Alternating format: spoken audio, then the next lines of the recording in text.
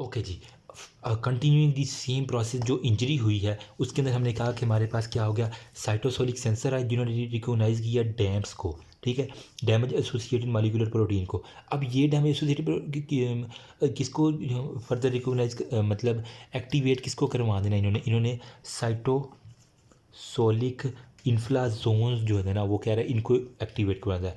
Interleukin 1 जिसके अंदर आ जाता है, जो कि इंटरल्यूकन 1 क्या है, main cause of the inflammation है, ठीक है। यहाँ पे अब साइटोसोलिक इन्फ्लाजोन्स का आपने एक बड़ा जिक्र कर रहा है। वहाँ पे क्या था, साइटोकाइंस था पैम्प के अंदर, यहाँ पे जो है ना इंजरी के अंदर जो है ना इन्फ्लाजोन्स और इंटरल्यूकन 1 का आपने जिक्र कर देना है बस। तो डिजीज़ जिसके अंदर आप कोई भी हुई है, जिस तरह के ऑटो इन्फ्लामेटरी जो होता है ना हमारे पास सिंड्रोम है, उसके अंदर क्या करता है, काज करता है मोर एंड मोर इन्फ्लामेशन, सही है। ऑटो इन्फ्लामेटरी डिजीज़ के अंदर यही तो होता है कि साइटोसोलिक इन्फ्लाजोन आते जाती हैं और वो मोर एंड मोर वगैरह इन्फ्लामेशन काज करते हैं।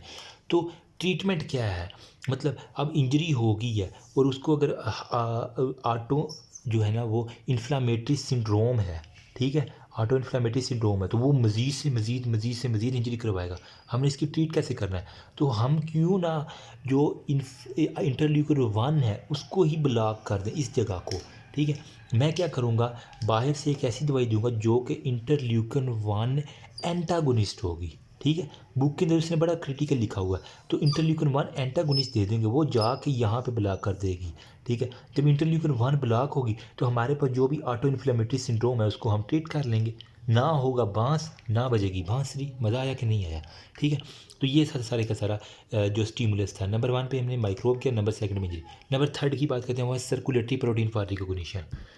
ओके जी, 3rd पॉइंट है हमारे पास सर्कुलेटरी जो भी प्रोटीन है फॉर रिकॉग्निशन, ठीक है। होता क्या है, अब इसके अंदर जो था ना वो उन्होंने कम्प्लीमेंट सिस्टम का सारा आ जाता है कि वो करते हैं कम्प्लीमेंट सिस्टम की रिकॉग्निशन करवा देते हैं। अब कम्प्लीमेंट सिस्टम में 2 तरह के उसने ना साइट्स बताई हैं।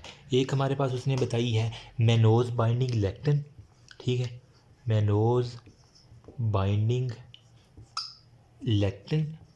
और नंबर 2 पे हमारे पास कह रहा है कि कोलेक्टेंस जो होते हैं ना वो आ जाते हैं कम्प्लीमेंट सिस्टम में, जो कि रिकॉग्नाइज करवाते हैं। इसके क्या होगा, जो कोलेक्टिन है ना वो रिकॉग्नाइज करेंगे डायरेक्टली मैक्रोफेजेस को, ठीक है। जब मैक्रोफेजेस को रिकॉग्नाइज करेंगे तो क्या होगा, हमारे पास फैगोसाइटोसिस हो जाएगी, ठीक है, और ये डायरेक्ट जाकर उसको किल कर देंगे, कौन, कोलेक्टेंस, ठीक है। जबकि जो मेनोज बाइंडिंग लेक्टिन है ना वो क्या करेंगे, बाइंड करेंगे शुगर पैटर्न है माइक्रोब। ये हमारे पास सपोज करें माइक्रोब है ना, ठीक है, इसके अंदर हमने क्या कहा था, पैप्स होती है, पैप्स के साथ ही आप समझ लें कि यहाँ पे कुछ शुगर बाइंडिंग पैटर्नर भी होते हैं, ठीक है, पैटर्नर, ठीक है। तो मैं कह सकता हूँ शुगर बाइंडिंग पैटर्नर्स जो होते हैं ना वो हमारे पास होते हैं। तो इसको हम कहें SBP आप लिख लें, ठीक है, शुगर बाइंडिंग पैटर्न। ये किसके ऊपर होते हैं, माइक्रोब्स के ऊपर होते हैं। वो क्या करते हैं, बाइंडिंग करते हैं, ठीक है, उसके साथ तो वो हमारे पास क्या होती है, फैगोसाइटोसिस शुरू हो जाती है कम्प्लीमेंट सिस्टम की। तो ये था 3rd स्टेप जिसके अंदर सर्कुलेटरी प्रोटीन रिकॉग्निशन होती है।